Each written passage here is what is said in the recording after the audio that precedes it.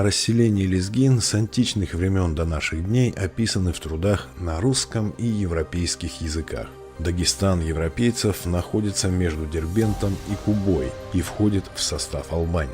Горы, граничащие с этим регионом на западе, населены лезги, древними легами.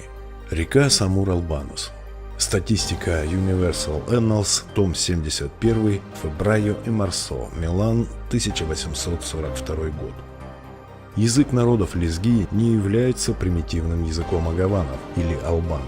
Несомненно, что лезги, или скорее лекси, составляли коренную основу населения современной Албании или Южного Дагестана с Ширваном. Новые анналы путешествий географических наук, Вивьен де Сен-Мартен, Париж, 1848 год. Возможно, это были варварские племена, населявшие северную часть нынешнего Ширвана, Древней Албании. Эта страна, ныне заселенная лезгинами, наводивших ужас на соседние районы, была затем заселена теми же людьми, которых в древности называли легами. История упадка и падения Римской империи, Эдуард Гиббон, том 2, Филадельфия, 1875 год. Называется Кюре или Кура, обитаемая лезгами, лежит в горах между Табассаранского и Кубинского владений, между рек Самура и Гургени.